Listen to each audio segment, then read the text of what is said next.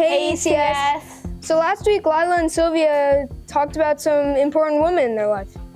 Oh, I know a strong woman in my life. It's definitely Dr. Janice Brown. She runs a whole museum and is really, really smart. Well, a strong woman in my life would have to be my mom, because she helps me, and she's just like a pediatrician, so he helps other people too.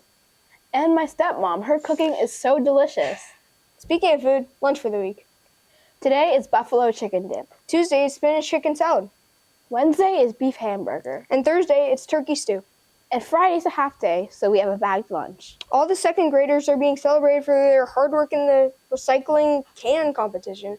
There was an ECS event last week for the Penguins game, so check out the footage here.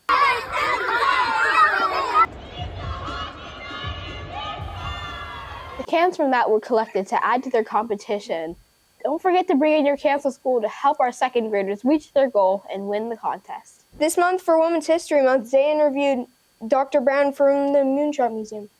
She's the first ever African-American woman to run a space museum. Check out the interview here.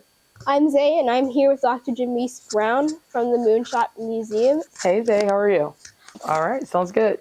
All right, so I'd like to ask you, first of all, what inspired you to work as the director for the Moonshot Museum? Oh, that's a great question.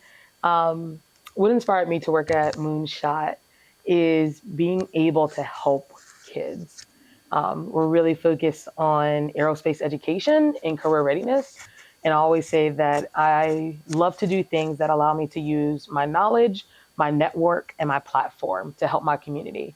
And this position allows me to do all of that. And not to mention, space is kind of cool. Yeah. How do you feel to be the first Black director of the Moonshot Museum, ever? Yeah, it's crazy.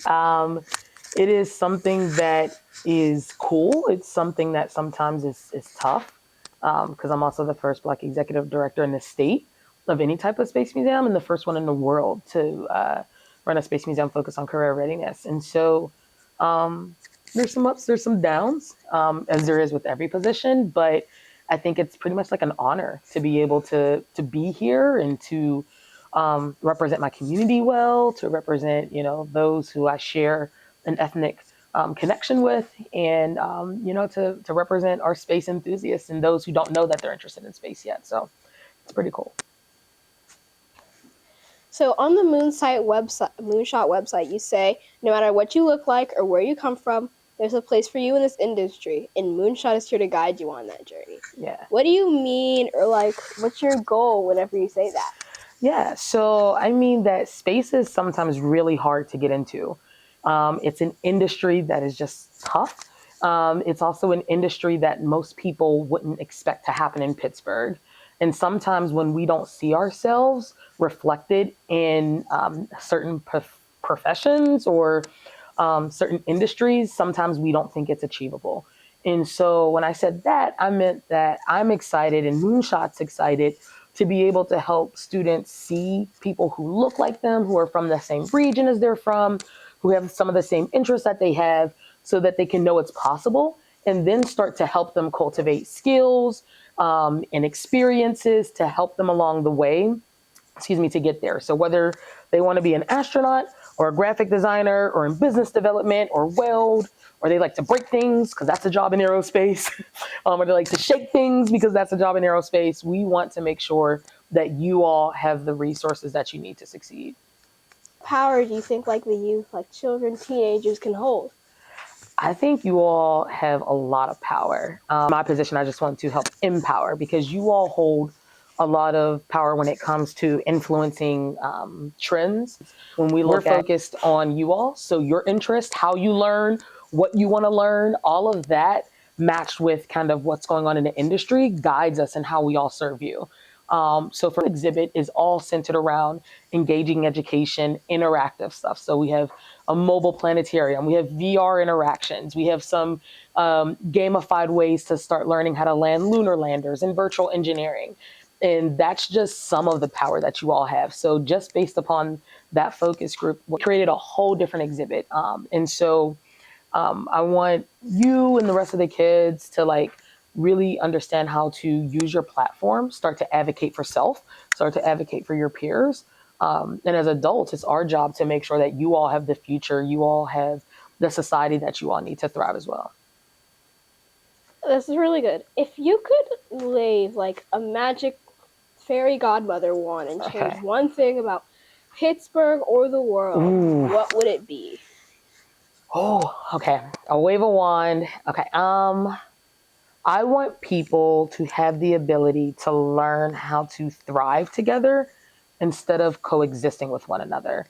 And so I'll explain that. I think that when people say coexist, it means to tolerate someone, and that's not very good. I don't want to be tolerated. I don't want to have to tolerate someone else. I think that through understanding how we can thrive with one another, that comes with everyone learning how to have a higher threshold of empathy. I think that allows people to have more grace, more compassion. And so hopefully with some more grace, some compassion, and wanting to just support each other. Like me succeeding shouldn't impede you succeeding unless we're competing for the same job and you're trying to take my job sometimes, but not right now.